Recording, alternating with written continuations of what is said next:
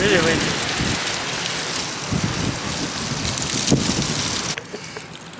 The wind is so strong, it's blowing the tea smells right into the car. And now all I want is like a chai latte. That's nice. But it's really windy.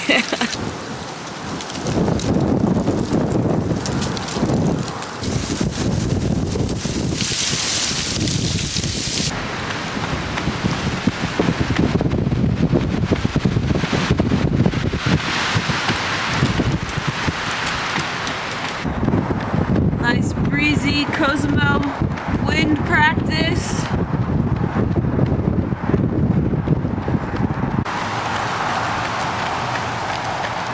Trucking. Get it.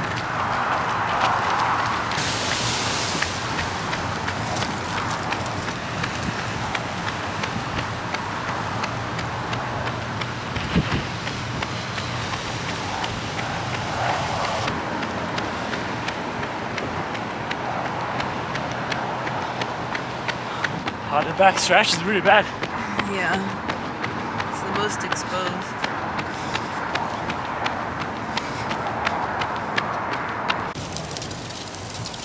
One more. Only one? Yeah. 5 by 2K. Half 45-minute tempo on the bike. I'll steady our Ironman pace.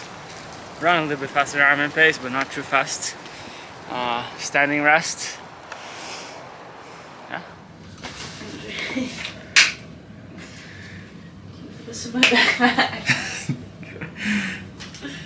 We are how many days out of the surgery? 9. 9 days out. Yes. And she's going for her first gym session. Doing it. It's not looking too shabby. No, not so bad. Not too much swollen. Yeah. Don't mind the mattress back there. There's our visitor mattress. This is our visitor master bedroom. Yes. We got this question from a lot of people. What is the mattress doing in the background? Yeah, that's the only place we can store it. So This is bedroom number 2. and just put a towel there, like with a logo, maybe. Ooh, that would be cool. A towel? Yeah, like or a flag. Flag. Yeah, flag. Fun with flags. I hope somebody gets that reference. It's not what it is.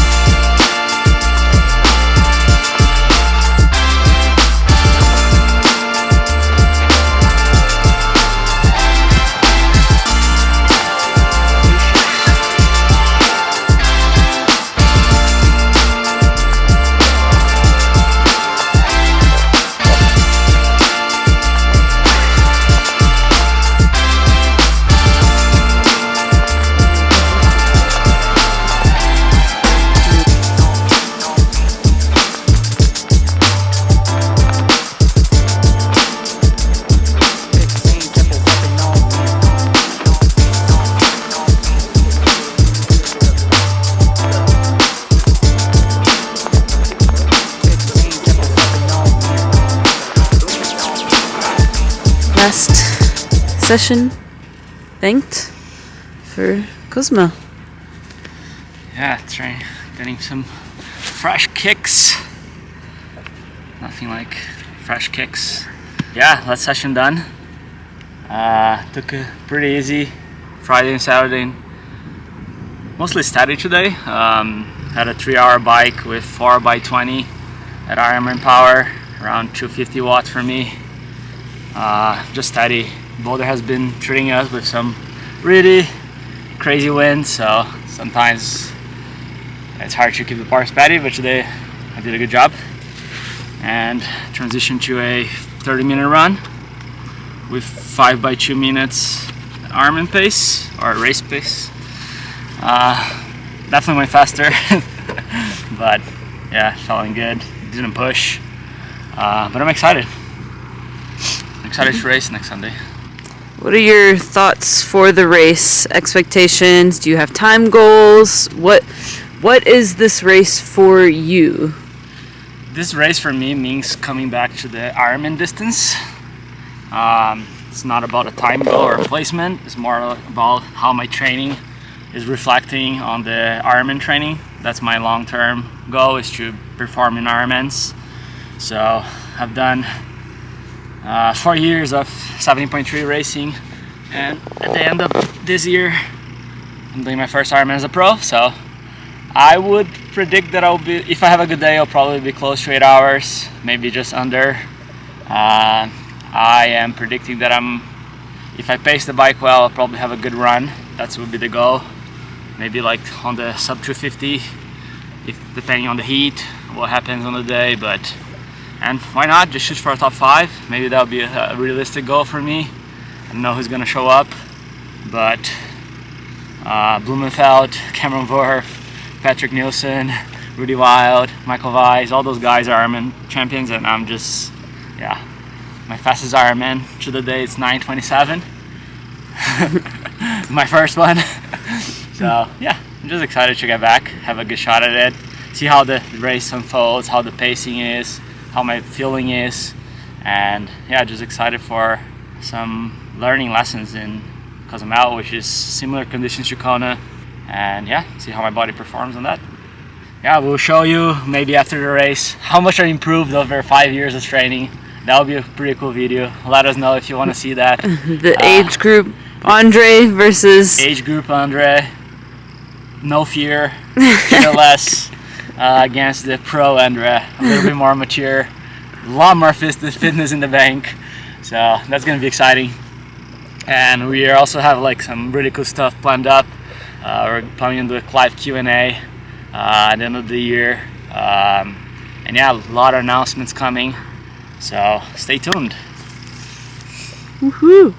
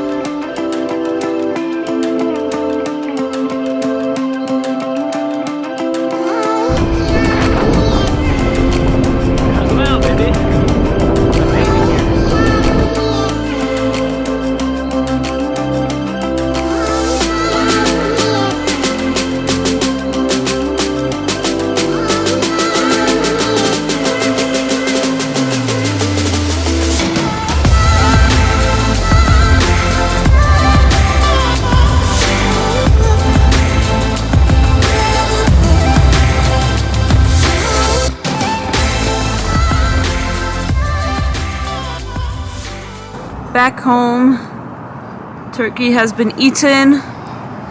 We had your debut pro Ironman last Sunday, so how are you feeling now? What are your thoughts? I'm feeling really lazy now. Feeling the Ironman fatigue, the off-season fatigue, like the whole season wearing on my body. So, but that's normal. A little bit tired. And what was the other question? How do you feel about the race now that you've had time to reflect and? Honestly, like before the race, I said, I don't think I mentioned on the YouTube or not, but like top 5 would be like an amazing achievement for me. A top 10 would be like I was kind of expecting, and I got a top 5. But yeah, I'm pretty happy, but that's not the whole story. What happened in the day. Most of you, some of you know, following me on Instagram. Felt amazing on the day, had a really good swim. I took off the swim hard and I felt good, and I was like leading, and then I saw Blumenfeld was behind me. I said, oh, maybe I should let that guy lead. He must have some experience with the ITU stuff. So just paced the swim really well. I was on the second, like was sitting like 4th, 5th position. There was like 2 lines of guys on front pack. Made it the fastest transition, which I'm really proud of. T1, jump on the bike, went straight behind Blumenfeld, and just paced the bike from him. Felt really good on the bike. Some weird pack dynamics going on. The Blumenfeld got away with Patrick Nielsen on the end of the first loop, but managed to ride strong all the way to the end, put my face in the wind. Wasn't afraid to do the work like some of the guys were. Kudos to Tim Ria and Elliot to really keeping it honest. Finished the bike strong, and I went to the run, and the run was where all the business was going to be made. So I just ran strong, ran steady. I was feeling good running, but I was afraid of pushing too hard, so took it control, did 30-minute segments, like trying to keep the pace steady. But yeah, we had a really good day, really fast conditions in Cozumel. Yeah, I was sitting 4th, solidified with 4th place, but there was a guy, Paul, a German guy, on my heel with like 7K to go. He was 40 seconds back, and I got somebody on the course told me like that the 3rd place was fading and I was gonna get him. Already on my limit, and I was already on empty. I had to really dig in all the field that I had left to pass that guy, a guy from Poland or something, and pass him with like 2 miles to go, 2.5 miles to go, and I was really feeling good. And when I see the turnaround to go to the finish line, it was all coned out. The volunteers waved me wrong. You're supposed to take a shoot. I kind of missed the finish line. I started 4th loop thinking I was gonna have to like start the loop and then shoot to the finish line, but I just had to shoot to the finish line, and I was so out of it that I couldn't even see. I was like, how my energy went to like that surge at the late part of the marathon, which took everything of me. I crossed the finish line after like jogging for like 0.2 miles extra the other way, having to come back, and lost 2 places, lost the podium, which was like a bitter taste for me, because I was like stealing candy from a child. I was feeling like, oh my god, I got it. Like, yeah, so that's a long, short story. But yeah, happy with the result no matter what. Closing the season with 5th place, 7:43, best South American time ever. So yeah, really excited with that. How does it feel now to be the fastest South American Ironman athlete? It feels good. I wasn't expecting that, to have that record, because it was just my first Ironman as a pro. Yeah, I was expecting to go under 8 hours, so that was kind of my goal, but going 7:43 and even like shoving off like 1.5 minutes out of that, it would be like 7:40, low 7:40s. I mean, I'm happy, excited, because I know I can do better, but the conditions were really fast, so I don't think people are gonna get those conditions that we had on Sunday that often in Cozumel, if ever. It was just like Kona in 2019, where everybody went like really fast. Yeah, just there are some days that the conditions, the island just give it to you. You gotta take it. So I'm really happy with my first sub-8 performance. With that, do you think you'll jump into Ironman full time, or kind of build into the distance, build into the plan? Yeah, I'll do a little bit of both. Next year is still like the transitory phase for me. Like I'm gonna still do 70.3 as a best of my ability, but I'm still gonna do at least 2 Ironmans, one of the first part of the season and one of the second part of the season. But yeah, the goal since I started pro is to do 5 years of 70.3 and then start doing Ironmans. But I was itching to get back to the distance, because that's what I feel like I'm really my potential lays. I feel like I'm gonna get back to the distance, and that's where my potential is at. Off season. Andre's already gonna go swim. Yeah, I cannot. The off season is kind of like a dark zone in professional triathlete, because you don't know. Like, I mean, some guys take it pretty seriously. Like Joe Skipper, the guy's already like doing threshold work in his off season. I'm taking it easy. He's been done for a while. Yeah, I take myself 6 weeks of like unstructured training. I do whatever I want. Like I already went to like 2 rides this week, and it's only been like 5 days, and he's done 3 workouts. 2. This is number 3. if you consider a 10-minute splash workout. But yeah, I'm mostly doing it because my foot is still numb from the race, which is like I tightened my shoes too strong and my foot swelled, so it's kind of weird feeling. But yeah, I'm just like excited to be done with the season, and we'll take you guys from here along. Thank you guys for following. I'm gonna try to bring that video for you guys with the comparison from an age group performance to an Ironman performance, like I promised. And yeah, thank you guys for following. It's been a year.